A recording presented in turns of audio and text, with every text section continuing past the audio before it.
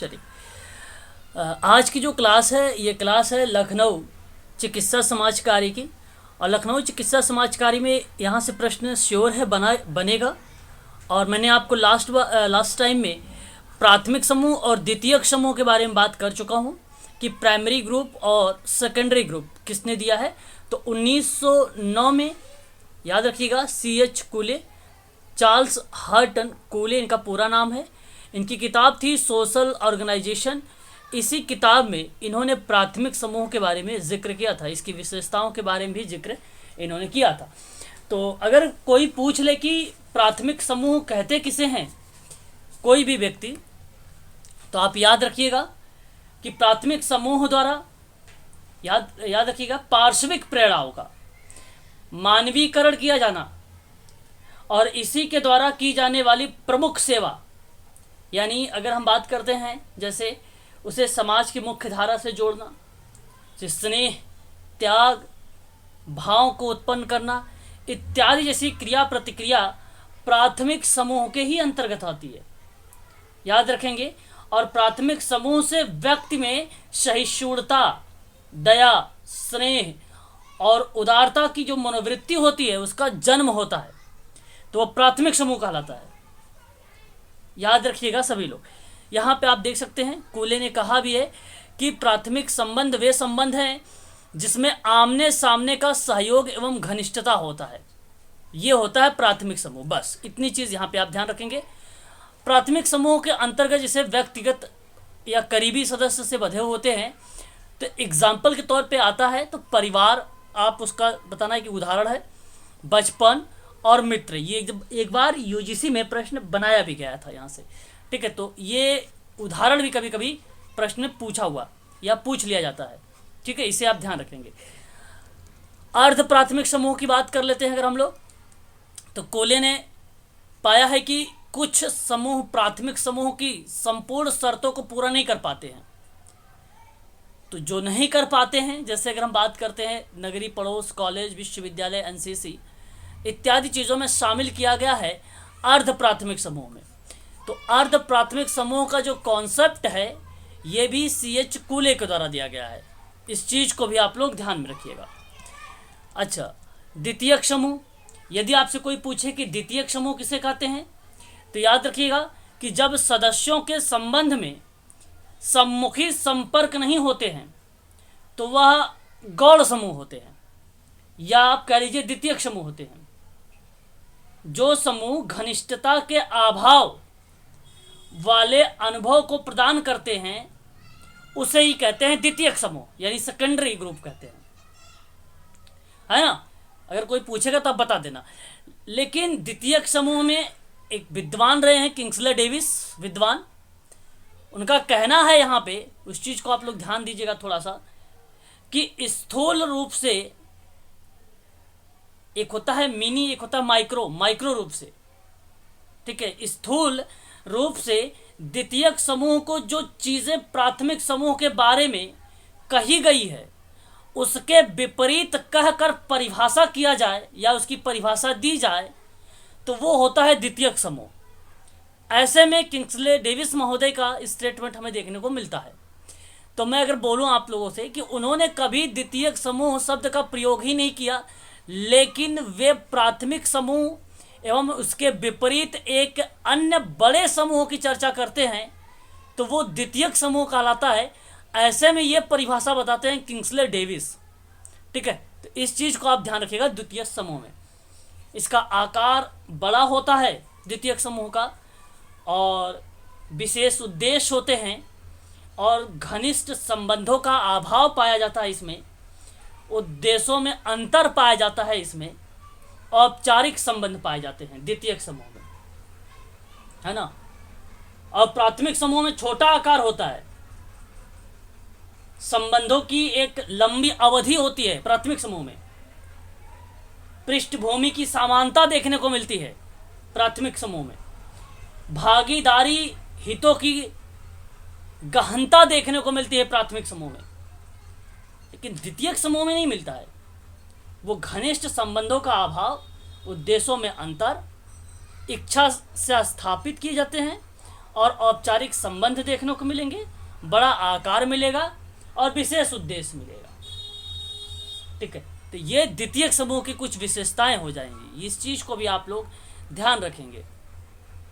ठीक है, अगर वहीं बात करते हैं अंतः समूह और बाह्य समूह के बारे में, अंतः समूह बाह्य समूह के बारे में चर्चा करने वाले कोई विद्वान है तो समनर विद्वान है, की किताब है फोकवेज, इनके किताब का नाम। और फोकवेज में लगाव और सामाजिक दूरी के आधार पर समूह को दो भागों में बांटा था, और सामाजिक दूरी के मापन की जब बात होगी तो बोगार्ट्स का नाम आएगा। और सामाजिक दूरी के आधार पर जब समूह के दो भागों में बांटोगे तो एक अंतः समूह होगा, एक बाह्य समूह होगा। ये बात कहते हैं समनर। अंतः समूह होता है जिसमें व्यक्ति अपनी पहचान सुनिश्चित करता है। अंतः समूह के लोगों में अपने सदस्यों के प्रति लगाव और सहानुभूति प्रेम रहता है। साथ ही लोगों में नृजाति केंद्रवाद की भावना भी देखने को मिलती है। परंतु अंतः समूह में अगर हम बात करें घनिष्ठता नहीं पाई जाती है। अगर हम बात करें बाह्य समूह के बारे में, इसके प्रति घृणा, गैर मैत्रीपूर्ण व्यवहार भी देखने को मिलता है, जिसकी अभिव्यक्ति सामाजिक दूरी पर आधारित व्यवहार में दिखाई पड़ता है ना। तो जो बिहेवियर, जो सामाजिक व्यवहार है, जो समाज का व्यवहार का मापन है, गुटमैन मापनी है, थर्स्टन मापनी है। ठीक है, आप याद रखिएगा, गुटमैन और थर्स्टन मापनी है। और एक और मापनी आती है, देखने को हमें मिलती है, मैं इसमें याद नहीं आ रहा है, 3 मापनी में देखने को मिलते थे। गुटमैन की याद रखिएगा और थर्स्टन की भी याद रखिएगा आप लोग, है ना। व्यवहार मापन जब पढ़ाएंगे तो वहां पे मैं क्लियर कर दूंगा आप लोगों को। ठीक है, अब इन्होंने कहा कि अंतः समूह में नृजाति केंद्रवाद देखने को मिलता है। तो नृजात केंद्रवाद की जो अवधारणा है ये किसने दिया है, तो समनर ने दिया है। इनका कहना है कि जब हम भिन्न समूहों के प्रतिमान यानी प्रथा, परंपरा, नियम, प्रतिमान, मानदंड की बात होता है तो वो नृजाति केंद्रवाद में मिलता है। जब इसकी तुलना उस समूह और समाज के आदर्श या मूल्य पर करोगे तो वहां पे स्वयं के मूल्यों के तहत देखने को हमें मिलता है। तो समाज और मूल्य और प्रतिमान स्वयं से भिन्न हो जाते हैं, तो उसको बोलते हैं नृजाति केंद्रवाद। उसको तब बोलते हैं नृजाति केंद्रवाद। और नृजाति केंद्रवाद में समूह, अंतः समूह के भीतर चलने वाली एक स्वाभाविक प्रतिक्रिया है, एक स्वाभाविक प्रतिक्रिया है। इस चीज को ध्यान रखेंगे आप सभी लोग। एग्जाम में प्रश्न कैसे बनेगा, यहां से कहेगा कि वह समूह जो ध्यान दीजिएगा, जो सामाजिक कार्य में है, वह समूह जो सामाजिक कार्य में है, यह प्रश्न है। अब इसके अंतर्गत 4-5 पॉइंट होंगी, जैसे मैं दे भी देता हूं।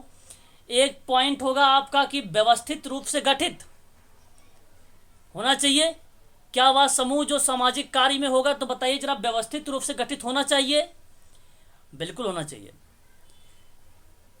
और इसके विशिष्ट उद्देश्य भी होते हैं, यह भी आपका सही रहेगा यहां पे।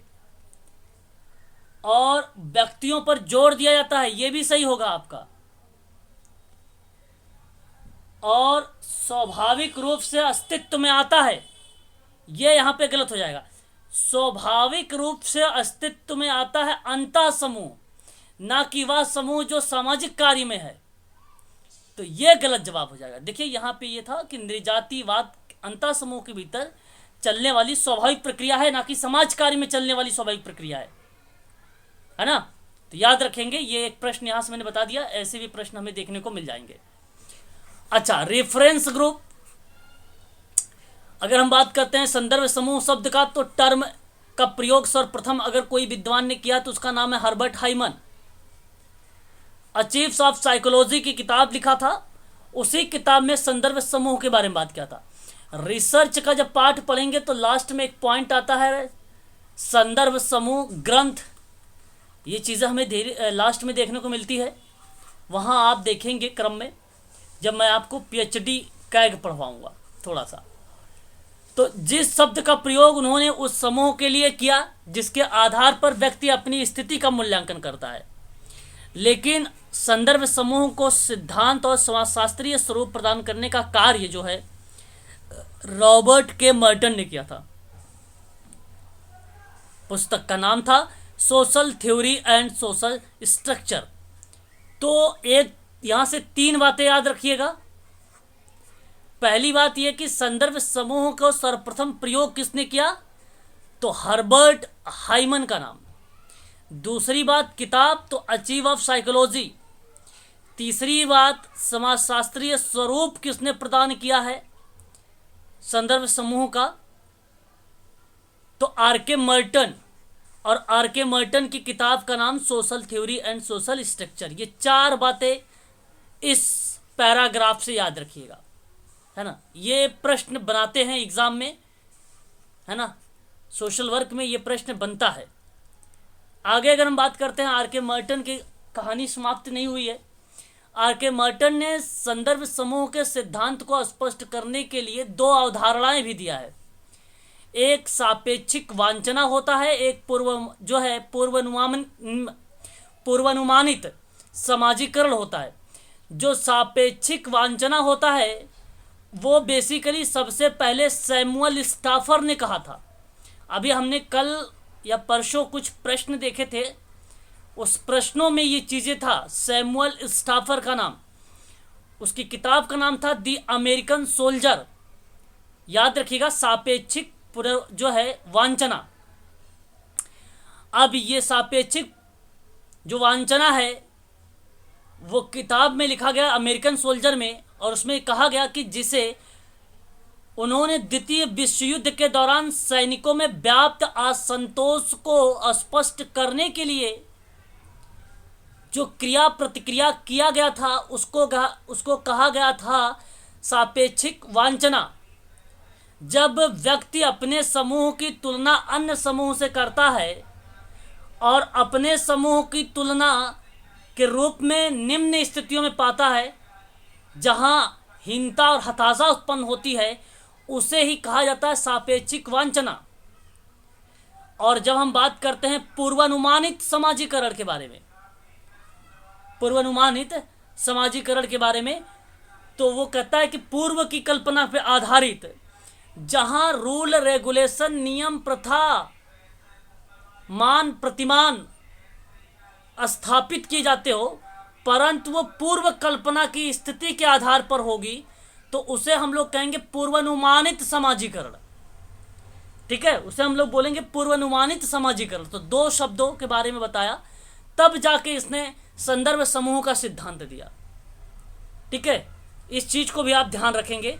यहां से 2-3 बातें हैं।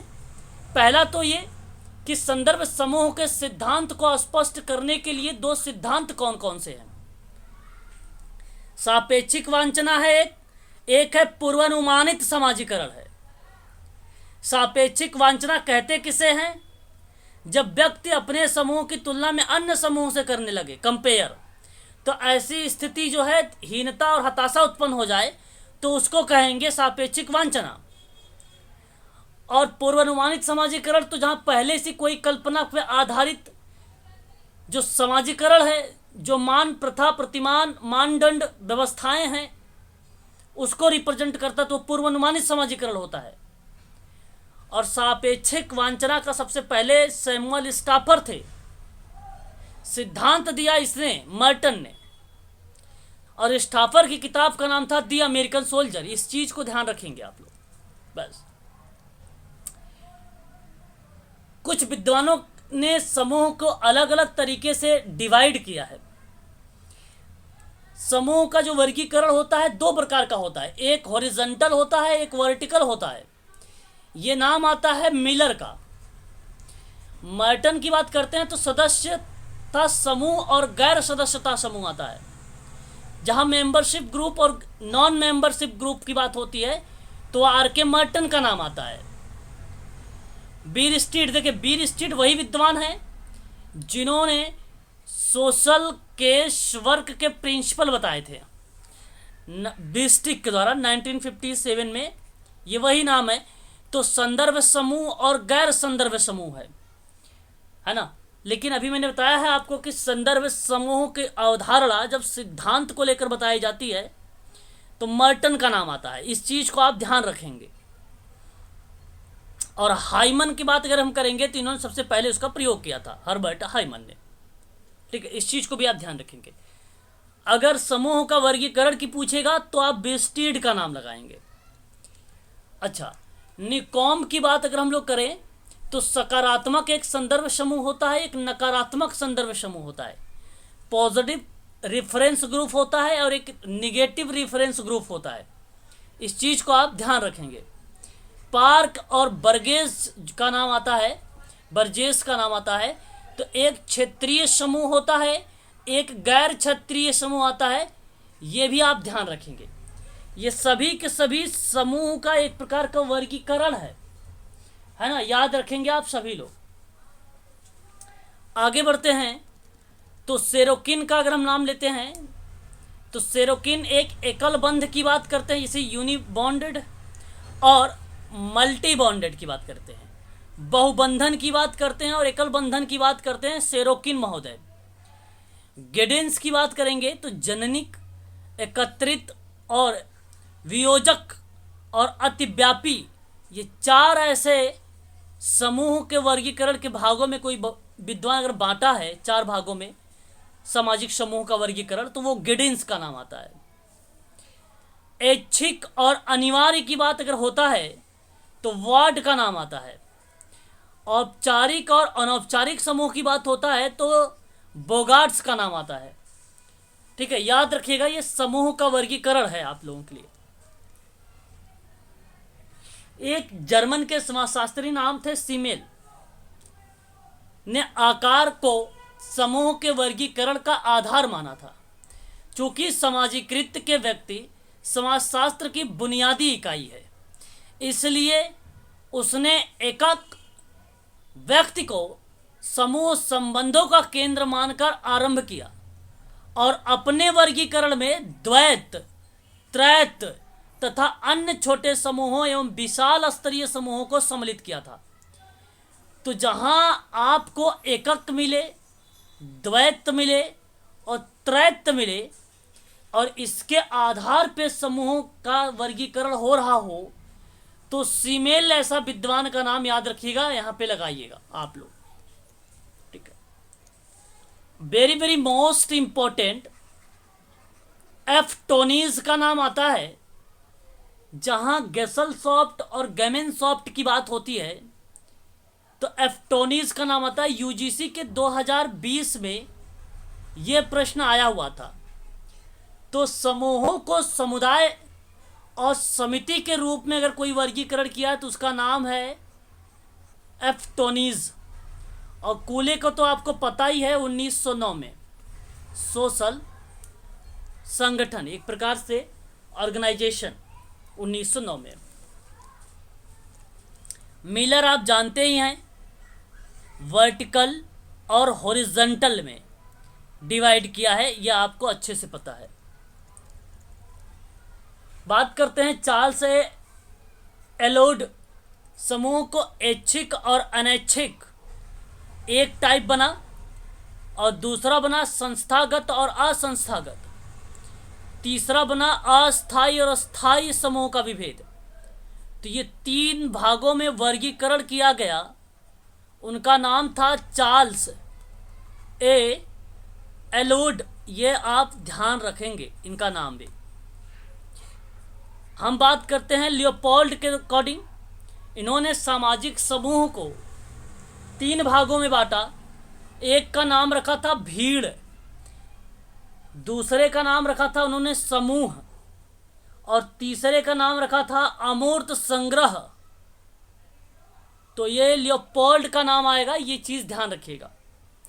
पार्क और बर्गेस का नाम आता है तो वहां पे प्रादेशिक और गैर प्रादेशिक, जिसको हमने अभी पढ़ा है क्षेत्रीय और गैर क्षेत्रीय, तो ये याद रखिए, बात दोनों एक ही है। अभी अभी हमने गिलिंस के बारे में पढ़ा है चार, जैसे खून का रिश्ता जननिक में हमें देखने को मिलेगा। शारीरिक विशेषताएं भौतिक समीपता और सांस्कृतिक रूप से व्युत्पन्न हितों के आधार पर समूहों का वर्गीकरण। तो ये ग्लीन एंड ग्लीन की परिभाषा, सॉरी ग्लिड्स नहीं है, यहाँ पे गिडिन्स नहीं है, ग्लीन है, ठीक है। तो ग्लीन की परिभाषा ये है जिन्होंने सामाजिक समूह का वर्गीकरण 4 भागों में बोला था, और गिडिन्स अलग हैं, गिडिन्स ने भी 4 भागों में डिवाइड किया है। इस चीज़ को आप याद रखेंगे। वेरी वेरी मोस्ट इम्पॉर्टेंट ये भी है जो कि एग्ज़ाम में आप लोगों से पूछ लिया जाता है, इससे एक प्रश्न तय है। आप याद रखिएगा, सामाजिक समूह के जो बियोन एक विद्वान रहे हैं, बियोन, उन्होंने भी 3 भागों में बताया था। एक का नाम था निर्भरता और एक का नाम था स्वतंत्रता, एक का नाम था अंतःनिर्भरता। तो ये अगर मैं आपसे बात करूं, ये जो 3 अवस्था है, ये समूह, सामाजिक समूह की विकास की अवस्था है, ठीक है, सामाजिक समूह के विकास की अवस्था है। आगे अगर हम बात करते हैं बियोन के बाद, एक नाम आता है बेल्स का। बेल्स ने सन 1950 में दिशा निर्धारण का एक अवस्था बताया, उसको इंग्लिश में ओरिएंटेशन कहते हैं। दिशा निर्धारण को मूल्यांकन था, इवैल्यूएशन था आपका तीसरा, और डिसीजन मेकिंग था आपका तीसरा। तो ये 3 पॉइंट वेल्स का याद रखिएगा, दिशा निर्धारण और मूल्यांकन और निर्णय लेना। ये 3 ऐसी अवस्था होती है समूह के विकास में। टकमैन, कहीं कहीं टुकमैन लिखा होता है और कहीं टकमैन लिखा होता है, ये सन 1963 की बात है। इन्होंने 5 अवस्थाओं में बांटा है, और आपने प्रश्न भी देखा होगा, मैंने करवाया है, फॉर्मिंग, स्टॉर्मिंग, नॉर्मिंग, परफॉर्मिंग और एड्जॉर्मिंग, ठीक है। इस चीज़ को आप लोग जो है ध्यान रखिएगा, ये इम्पोर्टेंट है आप सभी के लिए, आप सभी के लिए ये इम्पोर्टेंट है, ठीक है, एड्जॉर्मिंग। आगे अगर हम बात करते हैं कैलिंग महोदय के बारे में, तो एक है दिशा निर्धारण, ओरिएंटेशन, फिर विरोध, फिर समझौता, फिर घनिष्ठता, और 5वां है इनका समापन। वहीं अगर हम बात करते हैं ट्रेकर महोदय के बारे में, HB ट्रेकर के बारे में, सन 1972 में प्रारंभ एक बताया था इन्होंने, पहली अवस्था। दूसरा बताया था समूह की भावना का आविर्भाव, मित्रता का विकास बताया था, सशक्त समूह बताया था, और जो 5वां था समूह भावना का पतन था। ये भी आप लोग ध्यान रखिएगा। कैलिन महोदय सन 1972, ठीक है, कैलिन का भी 1972 और ट्रेकर महोदय का नाम भी 1972। अभी इसके 10 सिद्धांत भी देखेंगे HB ट्रेकर के आप लोग। इनमें से ऐसा कोई पॉइंट्स नहीं है, बियोन का भी नोट कर लेना, सभी में से हर साल एक न एक बार प्रश्न बनकर आए हैं, ये सभी में से। बहुत इंपॉर्टेंट स्लाइड है ये। गारलैंड, जोन्स एवं कोलंडनी की अगर हम बात करते हैं सन 1976 में, तो इन्होंने भी 5 अवस्थाओं में डिवाइड किया था, विकास को बताया था कि सामाजिक समूह 5 अवस्था में होता है। मान्यता पूर्व था, एक अधिकार एवं नियंत्रण था, घनिष्ठता था, अलगाव था और विभाजन था, ठीक है। ये गारलैंड, जोन्स एंड कोलोंडनी का नाम आता है, तो यहाँ पे आप बताएंगे इसका, ये 5 ऐसी ऐसी अवस्थाएं हैं। मान्यता पूर्व, अधिकार एवं नियंत्रण, घनिष्ठता, अलगाव और विभाजन। नॉर्दर्न, अगर हम बात करते हैं नॉर्दर्न एवं करलैंड के बारे में, तो ये 2001 में इन्होंने कहा है कि एक अवस्था थी समावेश दिशा निर्देशन का, इंक्लूजिंग ओरिएंटेशन। ओरिएंटेशन का मतलब कहीं कहीं अनुकूलन भी लिखा हो सकता है, तो गलत नहीं होगा, वो भी आपका सही होगा। अनिश्चितता और परिवेक्ष, ये दूसरी बात रहेगी, इनका दूसरी अवस्था। तीसरी थी पारस्परिकता एवं लक्ष्य की सफलता, ये तीसरी अवस्था थी। चौथा था इनका विभाजन एवं समापन। तो इन्होंने 4 स्टेप बताए, ठीक है, 2001 में। बाकी 1963 1972 में दो लोग, कैलिन और ट्रेकर, और 1976 में गारलैंड, जोन्स एंड कोलंडनी। 1976 में 5 अवस्था बताई थी इन तीनों लोगों ने, 3-4 लोगों ने। ठीक है, याद रखेंगे इनका नाम भी। ठीक है। अच्छा, एक चीज आप ध्यान भी रखेंगे इसमें कि होता क्या है इसके अंतर्गत। तो अभी तक प्रश्न में तो नहीं पूछा गया है, लेकिन मैं आपको बता दूं, दिशा निर्धारण का मतलब होता है सामान्य पृष्ठभूमि की जानकारी लेना। ठीक है, पहली बात याद रखना आप लोग। दूसरी बात, मूल्यांकन में उसका इवेल्युएट करना होगा। ठीक है, दूसरे में उसका इवेल्युएट करने से संबंधित होगा, इस चीज को ध्यान रखिएगा आप लोग। और तीसरा जो है, निर्णय लेने के मतलब यहां पे उसको इंडिपेंडेंट बनाने की बात कही जा रही है, इसको आप ध्यान में रखना है। ठीक है, तो उसको स्वतंत्र बनाने की बात कही जाती है। वैसे अगर हम बात करेंगे, फिर यहां पर भी सिमिलर वही चीजें होता है, फॉर्मिंग, स्टॉर्मिंग, नॉर्मिंग, परफॉर्मिंग, एडजॉर्मिंग। ये काफ़ी ज़्यादा इम्पॉर्टेंट है ना, ये काफ़ी ज़्यादा इम्पॉर्टेंट है, जो 5 स्टेज हैं डेवलपमेंट के। ठीक है, इसके अंतर्गत किसी को अगर कुछ पूछना है तो मुझसे पूछ सकता है, इसमें कोई भी स्टेप, कोई भी अवस्था पूछना है, या आपको आता है या मैं बता दूं, एक एक लाइन या एक एक स्टेप। जी नॉर्मिंग बताइए सर।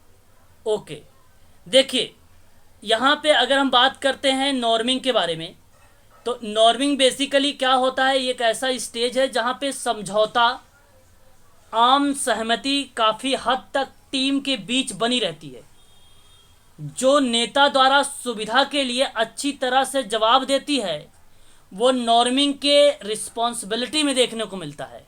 नॉर्मिंग में, या आप ये कह लीजिए कि भूमिकाएं जिम्मेदारियों को स्पष्ट करती है और स्वीकार करती है नॉर्मिंग में।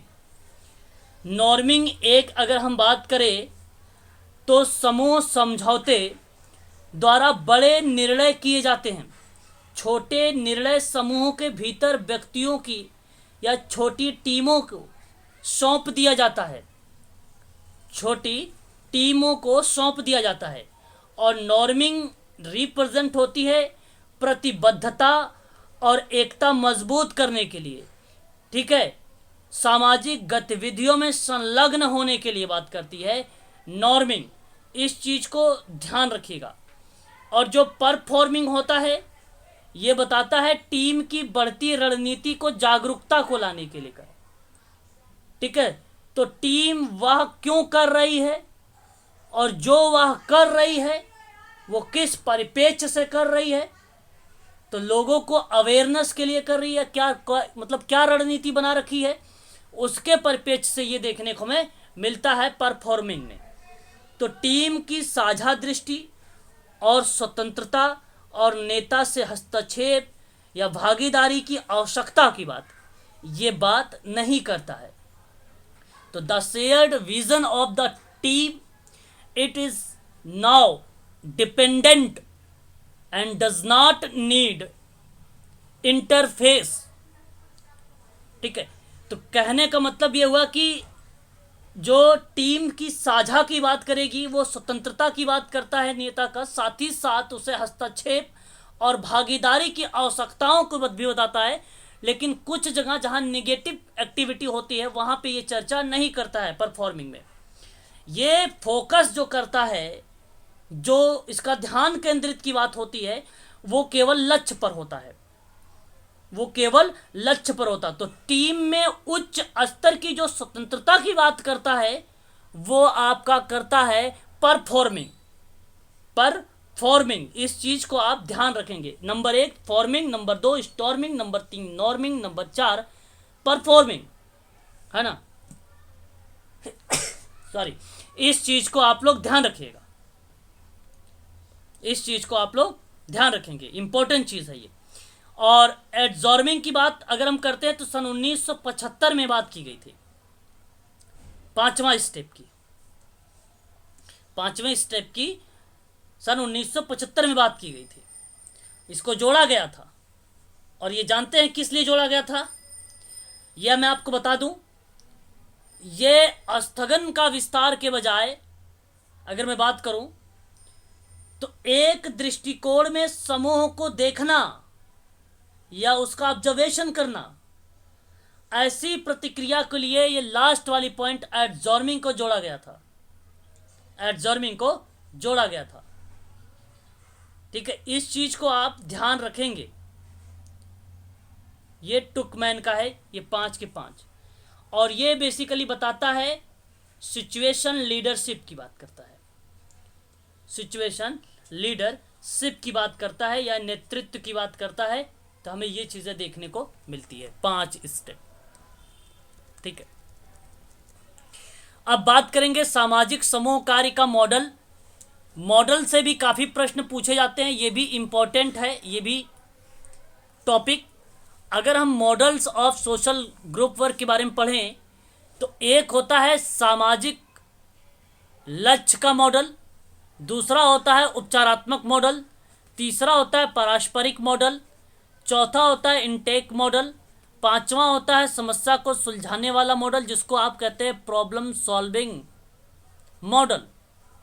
ठीक है, और मनोचिकित्सकीय मॉडल, और एक विकास का मॉडल। तो ये आपका होगा लगभग 7 मॉडल होते हैं, और 7 मॉडल से चाहे यूजीसी का एग्जाम हो, चाहे कोई मेडिकल सोशल वर्कर का एग्जाम हो, उसमें जरूर प्रश्न देखने को मिलता है ये हर बार। ठीक है, इसके मॉडल्स को। अब मॉडल्स में अगर हम बात करते हैं तो आप देख सकते हैं सोशल गोल मॉडल है, रेमेडियल मॉडल है, ये इसकी इंग्लिश है। अभी मैंने जो ऊपर पढ़ा है आप लोगों का, इनटेक, प्रॉब्लम सॉल्विंग, साइको जो है थेरेपिक या डेवलपमेंटल, तो ये आपको अभी बात करेंगे हम लोग एक एक करके सभी पर। जो सामाजिक लक्ष्य का मॉडल है वो पापेल एंड रूथमैन का नाम आता है सन 1966 में, 1966 में। और ये बेसिकली मॉडल जो है सामाजिक चेतना पर केंद्रित है और सामाजिक जिम्मेदारी पर। तो सामाजिक चेतना से संबंधित और सामाजिक रिस्पॉन्सिबिलिटी, जिसको सोशल रिस्पॉन्सिबिलिटी कहते हो, कहीं कहीं सीबीआर के नाम से भी जानते हैं, है ना, तो इससे भी संबंधित है आपका सामाजिक लक्ष्य का मॉडल। ठीक है, तो ये 2 चीजें याद रखिएगा, सामाजिक चेतना और सामाजिक जिम्मेदारी। जहां समुदाय के सदस्यों को सामाजिक मुद्दे को सुलझाना और वांछनीय सामाजिक परिवर्तन लाने में मदद करने की जो भूमिका है वो सामाजिक लक्ष्य के मॉडल का है। तो ये किसका है? पापेल और रोथमैन का है। 1966 में ये मॉडल आया था, याद रखेंगे। वहीं बात करते हैं उपचारात्मक मॉडल के बारे में, तो विंटर आरडी का नाम आता है सन 1957 में। प्रॉब्लम सॉल्विंग मॉडल की भी बात करते हैं, ये भी सन 1957 में ही आया है पार्लियामेंट के द्वारा, और ये भी 1957 में आया है, 1957 में आया है। तो मॉडल का मुख्य ध्यान व्यक्ति के व्यवहार के बारे में बताता है ये मॉडल, और यह मॉडल मुख्य रूप से उन व्यक्तियों से संबंधित है जो सामाजिक संबंधों में सामाजिक और व्यक्तिगत समायोजन से पीड़ित व्यक्ति होते हैं, जो विचलित व्यवहार और शिथिल व्यवहार से अनुमोदित नहीं करते हैं। जहां पे नियोजित समूह कार्य वातावरण में लाया जाता है, तब ऐसी कंडीशन पे उपचारात्मक मॉडल का प्रयोग किया जाता है। उपचारात्मक मॉडल एक प्रकार से आप ट्रीटमेंट भी कह सकते हैं या रेमेडियल भी बोल सकते हैं, बात दोनों एक ही है। उसको ट्रीटमेंट कर रहे हैं आप, उसको समाज की मुख्य धारा से जोड़ रहे हैं।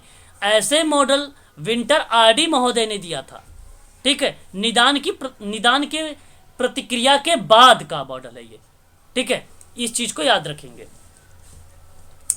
पारस्परिक मॉडल, यानी अगर हम बात करते हैं रेसिप्रोकल के बारे में, तो स्वर्ट्जर का नाम आता है जो सन 1961 में दिया गया था। तो यह मॉडल सिस्टम सिद्धांत, क्षेत्र सिद्धांत, सामाजिक मनोवैज्ञानिक सिद्धांत, सामाजिक कार्य के सामान्य सिद्धांतों के काम से प्रभावित और व्युत्पन्न है, और कई विद्वानों ने अक्सर इसे सामाजिक लक्ष्य और उपचारात्मक मॉडल का सम्मेलन कहा है। एक प्रकार से सम्मिलित करने की प्रक्रिया को समामेलन कहते हैं।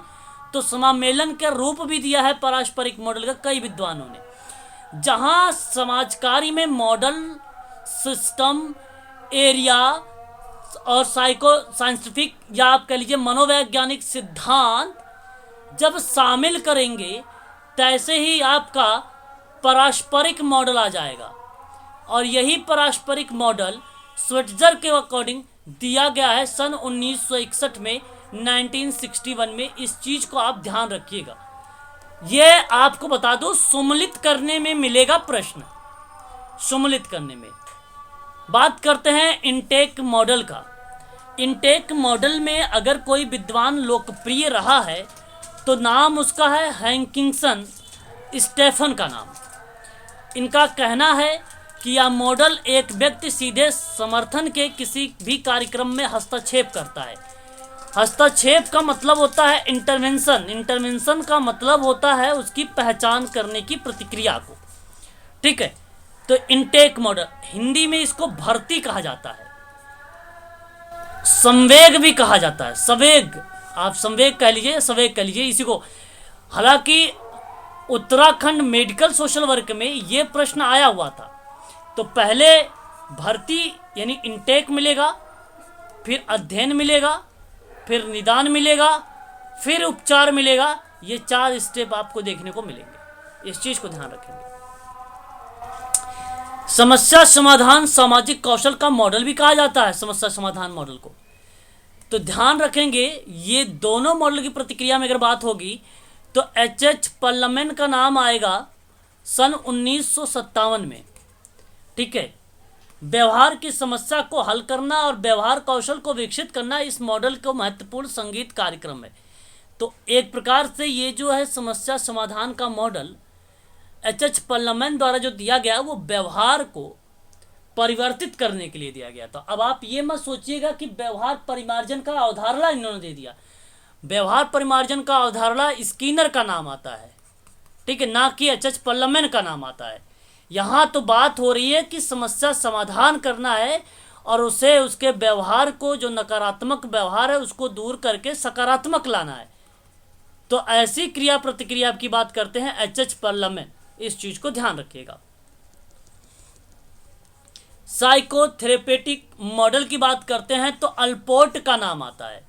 इस मॉडल को व्यक्ति केंद्रित मॉडल के रूप में जाना गया है। तो व्यक्ति केंद्रित मॉडल, देखिए अगर आपसे क्लाइंट सेंट्रल थेरेपी पूछेगा तो कार्ल रोजर्स का नाम लगाइएगा, ना कि अल्पोर्ट का नाम लगाइएगा। बात यहाँ पे मॉडल की है, तो मॉडल पर नाम लगाएंगे आप लोग अल्पोर्ट का, ना कि आप कार्ल रोजर्स का नाम लगाएंगे, ध्यान रखिएगा। इसमें कहा गया कि व्यक्ति की भावना भावना और संबंध से संबंधित है, तो उसकी भावनाओं से रिलेटेड है ये, जहाँ उसका उद्देश्य बनता है कि व्यक्ति के मानसिक स्वास्थ्य और आत्म अवधारणा को मजबूत करने से। और इसी में मनोविश्लेषणात्मक चिकित्सा, जैसे अगर यहाँ पे हम बात करते हैं या समूह की बात करते हैं, समूह चिकित्सा इसी का पार्ट बनेगा। ग्रुप थेरेपी इसी का पार्ट है। गेस्टाल्ट थेरेपी जो पल्स एंड लोरा के द्वारा दिया गया था इसी के अंतर्गत आती है। साइको ड्रामा इसी के अंतर्गत आता है। जो अगर हम बात करते हैं लेन देन विश्लेषण का मॉडल, अब लेन देन विश्लेषण का मॉडल अभी आप लोगों ने कल एक प्रश्न भी किया था, एरिक बर्न का नाम, एरिक बर्न ने ये मॉडल दिया है। ये मॉडल भी इसी के अंतर्गत आता है, ठीक है, याद रखेंगे। ये कई इस स्लाइड में कई पॉइंट मिल रहे हैं देखने को, और जो कि थेरेपी और मॉडल से संबंधित है, जो कि मेडिकल सोशल वर्क के मेडिकल सोशल वर्क के स्टूडेंट के लिए ये इंपॉर्टेंट है, काफ़ी ज़्यादा इंपॉर्टेंट है ये, है ना। बात करते हैं बेरुस्टीन के बारे में। बेरुस्टीन ने डेवलपमेंटल मॉडल दिया था सन 1955 में। तो ग्रुपों का निकटता की डिग्री को देखा कि अंतर निर्भरता के सार एवं स्थापित किया, और विकास मॉडल पूरी तरह से अंतर्गता और निकटता के गतिशीलता पर निर्भर था। कहने का तात्पर्य ये हुआ कि देखिए, एक आपका होता है मनोविकास का सिद्धांत, तब नाम आता है इरिक इरिक्सन का। जब इरिक इरिक्सन महोदय ने 8 अवस्थाओं में मनोसामाजिक या मनोविकास का जब सिद्धांत बताते हैं, तब वहाँ पे हमें देखने को मिलता है। लेकिन उन्हीं विकासों के जब सिद्धांत को हम बात करें मॉडल के रूप में, हालांकि है उसी से संबंधित, तब नाम आएगा मॉडल में बीरूस्टीन का नाम सन 1955 में 1957 में। इस चीज़ को ध्यान रखिएगा। और इसी मॉडल में रेसिप्रोकल और ट्रीटमेंट, जिसको रेमेडियल बोलते हो, और पारंपरिक दृष्टिकोण का जो मॉडल है ये शामिल किए गए हैं इसमें, विकासात्मक मॉडल में इनको रखा गया है। ठीक है, इस चीज़ को ध्यान रखेंगे। एरिक एरिक्सन ने जैसे बताया एक तरफ नकारात्मक भाव और एक तरफ बताया उसने सकारात्मक भाव, तो दो ऐसे शब्दों का भी प्रयोग किया है, या द्वंद्व की बात कह लीजिए आप, इसका प्रयोग किया है। उसका नाम है एरिक एरिक्सन। बात विकासात्मक सिद्धांत से वो था, लेकिन यहाँ पे मॉडल है तो आप ध्यान रखिएगा पारस्परिक, उपचारात्मक और पारंपरिक दृष्टिकोण मॉडल को जो है शामिल किया गया है, क्योंकि व्यक्ति गतिशील तरीके से कार्य करे, उस कार्य में जो है उस कार्य को पीछे ना करे, ना उसी कार्य पे वो रुका रहे। कार्य को इम्प्रूव करना है तो आपको ये मॉडल लगाना पड़ेगा। इस चीज़ को आप ध्यान रखेंगे। और ये बीरूस्टीन का मॉडल है। बाकी ये मॉडल आप देख सकते हैं 1970 और 80 के दशक में ये जो लाया गया था। बाकी इसका निष्कर्ष है यहाँ पे आप देख सकते हैं, है ना। अब बात करेंगे वेरी वेरी मोस्ट इंपॉर्टेंट, ये भी पॉइंट है, सामाजिक समूह कार्य के सिद्धांत में। अब सामाजिक समूह कार्य के सिद्धांत तो कई होते हैं, लेकिन अगर हम बात करते हैं यहाँ पर एच.बी. ट्रेकर के बारे में, एच.बी. ट्रेकर और डगलस दो ऐसे लेखक हैं, जो दो ऐसे विद्वान रहे हैं जिन्होंने सामाजिक समूह कार्य में 10 सिद्धांतों के बारे में जिक्र किया है। एक था नियोजन का सिद्धांत, या तो आप कह लीजिए नियोजित समूह संगठन का सिद्धांत। एक था उनका विशिष्ट उद्देश्यों का सिद्धांत, एक था उद्देश्यपूर्ण कार्यकर्ता समूह संबंध का सिद्धांत, निरंतर व्यक्तिकरण या निजीकरण का सिद्धांत, निर्देशित समूह बातचीत का सिद्धांत, लोकतांत्रिक समूह का सिद्धांत या आत्मनिर्णय, फ्लेक्स कार्यकर्ता या कार्यात्मक संगठन का सिद्धांत, प्रगतिशील कार्यक्रम अनुभव का सिद्धांत, संसाधन उपयोग का सिद्धांत, मूल्यांकन का सिद्धांत। यहाँ एग्जाम में प्रश्न जो बनता है, कहता है कि सामाजिक समूह कार्य का सिद्धांत नहीं है, तो वो बेसिकली आपसे केवल नहीं को ही रिप्रेजेंट करेगा। तो इसलिए आपको ये सिद्धांत पता होना चाहिए 10 के 10। बात करते हैं एक एक करके। नियोजित समूह संगठन का सिद्धांत क्या होता है?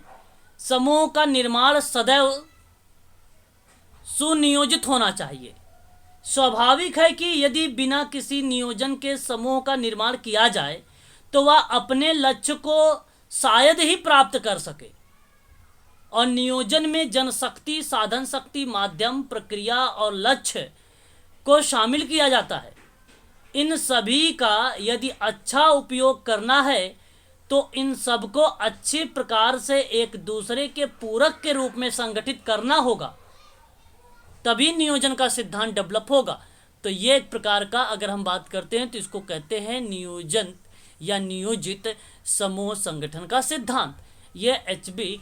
ट्रेकर का सिद्धांत है, इस चीज को ध्यान रखिएगा। वहीं अगर हम बात करते हैं विशिष्ट उद्देश्य का सिद्धांत की बात, अब विशिष्ट उद्देश्य का सिद्धांत कहता है कि कोई एक स्पेसिफिक आपका उद्देश्य होगा। अब ये स्पेसिफिक उद्देश्य का मतलब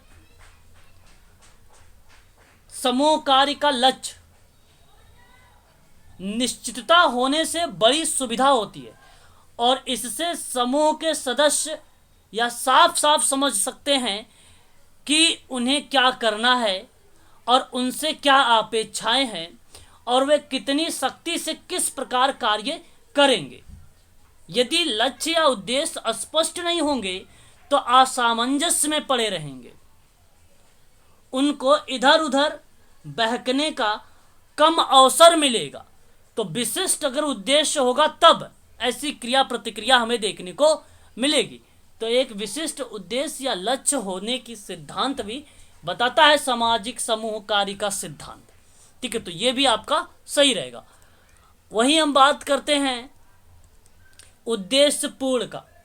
अब उद्देश्यपूर्ण कार्यकर्ता समूह का संबंध का सिद्धांत में सामाजिक कार्य का जो सिद्धांत है वो कार्यकर्ता और समूह के बीच उद्देश्य संबंध के सिद्धांत का काफी महत्वपूर्ण भूमिका है। इसका अर्थ ये होता है कि समूह कार्यकर्ता का अपने समूह के सदस्यों के साथ जो संबंध हो वह निश्चित उद्देश्य सहित हो और स्वीकृति सहजता से हो, स्वार्थी को स्वीकृति प्रदान करे और सामूहिक कार्यकर्ता हमारी सहायता के लिए और हम सबका उस पर पूर्ण विश्वास है और हमारा उसके साथ जो संबंध है वह अभिकरण के हित से सामंजस्य में हो या सामंजस्य में रहे। तो कहने का मतलब है कि एक उद्देश्यपूर्ण संबंध के बिना एक समूह को सामाजिक समूह नहीं कहा जा सकता। इसलिए आपसी स्वीकृति के अभ्यास के आधार पर कार्यकर्ता और समूह के सदस्यों के बीच एक जानबूझकर उद्देश्यपूर्ण संबंध स्थापित किया जाना चाहिए। तो इसीलिए कहा गया कि उद्देश्यपूर्ण कार्यकर्ता समूह संबंध का सिद्धांत का होना अत्यंत आवश्यक है। वहीं हम बात करते हैं सतत निजीकरण का, जिसको आप कहते हो कि निरंतर व्यक्तिकरण का सिद्धांत और सामाजिक समूह कार्य में व्यक्तिकरण के सिद्धांत का सतत उपयोग होना चाहिए। हर समूह में ऐसे व्यक्ति सम्मिलित होते हैं जो कि समूह से पूरी तरह से सामंजित रहने से सदैव असमर्थ रहते हैं। समूहगत परिवर्तन के समय उनमें सामंजस्य की भरपूर क्षमता नहीं दिखाई देती है। तो ऐसे लोगों के साथ सामूहिक कार्यकर्ता व्यक्तिकरण का सिद्धांत का प्रयोग करने लगता है। तो उसको बोलते हैं निरंतर व्यक्तिकरण का सिद्धांत होना जरूरी है, क्योंकि हर एक व्यक्ति एक दूसरे से यूनिक है, भिन्न है, अलग है।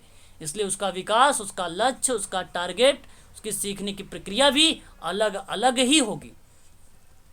आगे बात करते हैं गाइडेड ग्रुप इंटरेक्शन सिद्धांत की बात में, जहां इसको कहा जाता है आप लोगों को निर्देशित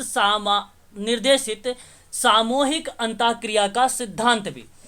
तो ध्यान रखिएगा, जो सामाजिक समूह कार्य का सिद्धांत है इसमें निर्देशित समूह अंतःक्रिया के सिद्धांत का बड़ा महत्व है। तो समस्त सामूहिक कार्य की उपलब्धि समूह के सदस्यों के बीच, ठीक है, और समूह के सामूहिक कार्यकर्ता के बीच होने वाली अंतःक्रिया पर निर्भर करती है। और अंतःक्रियाओं का जो स्वरूप होगा वो इस बात पर निर्भर करेगा कि समूह के सदस्यों तथा सामूहिक कार्यकर्ता की इच्छाएं, क्षमताएं और कार्य के ढंग इत्यादि किस प्रकार की जा रही है। तो इसमें दो पक्ष विद्यमान रहेंगे अंतःक्रिया में, ठीक है, अनिर्देशित और निर्देशित, ये दोनों क्रिया इसमें संचालित होगी। इस चीज को आप ध्यान रखिएगा। वहीं बात करते हैं डेमोक्रेटिव ग्रुप में आत्मनिर्णय का लेकर। अब डेमोक्रेटिव की बात अगर हम बात करें यहाँ पे जनतांत्रिक सामूहिक आत्मनिश्चयीकरण के सिद्धांत को लेकर, यह भी बोला जाता है। तो सामूहिक कार्य में जनतंत्रीय के सिद्धांत का मतलब है कि समूह निर्माण के प्रारंभिक चरण से लेकर समूह की समाप्ति तक होने वाली समस्त अंतःक्रिया को अधिक से अधिक स्वप्रेरित किया जाए और उसके निर्माण की आवश्यकता का एहसास या निर्माण का ढंग या कार्य पद्धति और कार्यक्रम का निर्धारण या संचालन जैसी क्रिया प्रतिक्रिया को जब संचालित करेंगे तो जनतंत्रीय सामूहिक आत्मनिश्चयीकरण के सिद्धांत को आप लागू करेंगे। या निर्धारण या साधन या जुटाने या उसका उपयोग करने की विधि और निर्णय की प्रक्रिया इत्यादि को शामिल किया गया है डेमोक्रेटिक ग्रुप में। इस चीज को आप ध्यान रखेंगे। वहीं बात करेंगे लचीले, ठीक है, ये भी इंपॉर्टेंट है, लचीले कार्यात्मक संगठन का सिद्धांत में। ये बेसिकली लचीले का मतलब ये हुआ कि मॉडिफिकेशन को, अगर कोई कहीं पर भी दिक्कतें आती हैं, आपातकाल की स्थिति आती है, तो आप अपने गोल में मॉडिफिकेशन कर सकते हैं, परिवर्तित कर सकते हैं। इसका मतलब है कि लचीले कार्यात्मक संगठन का सिद्धांत का होना भी आवश्यक है। इसका मतलब ये नहीं कि आपने जो गोल ले लिया है उसमें मॉडिफिकेशन नहीं कर सकते, बिल्कुल कर सकते हैं आप, ठीक है। तो इस चीज को भी आप ध्यान रखिएगा। प्रगतिशील कार्यक्रम अनुभव का सिद्धांत, यहां पे इसका कार्यक्रम का अर्थ है केवल गतिविधि और किसी भी घटना से नहीं, यह एक सीमा अवधारणा है जिसमें व्यक्तियों और सामाजिक समूह संबंधों, अनुभव तथा बातचीत की संपूर्ण तस्वीरें शामिल है। और इस कार्यक्रम के अनुभव में, समूह जुड़ाव में, ज़रूरतों में, अनुभव और दक्षताओं के स्तर से ये प्रगतिशील कार्यक्रम अनुभव का सिद्धांत को जो है स्टार्ट किया गया है।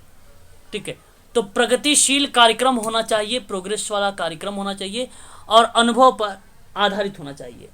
ठीक है, अनुभव पर जब आधारित होगा तो आप उसे अवसर प्रोवाइड करेंगे, समानता का भाव देंगे, आप उसमें व्यक्तिनिष्ठता का भाव देंगे, वस्तुनिष्ठता का भाव देंगे, सामाजिक कार्य की जो वैज्ञानिक पद्धति है, जो कौशल है, जो प्रविधियां हैं, जो ज्ञान है, उसको लागू करोगे।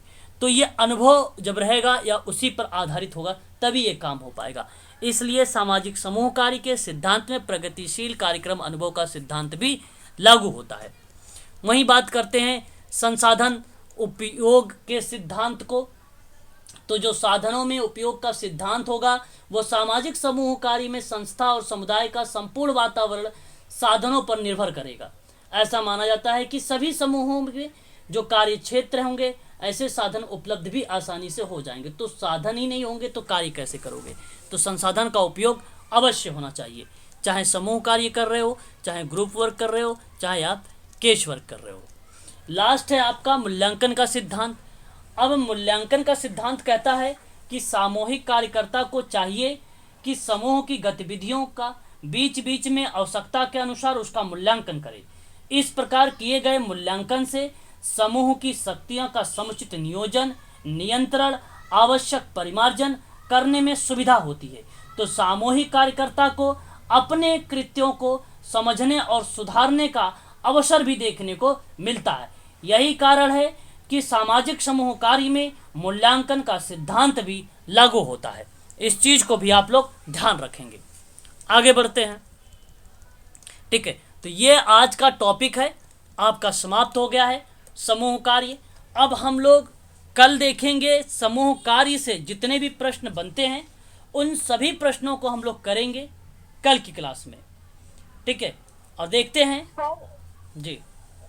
मेरा एक सर क्वेश्चन था। जी बिल्कुल पूछिए। सर जो ये 2021 का दिसंबर का सर जो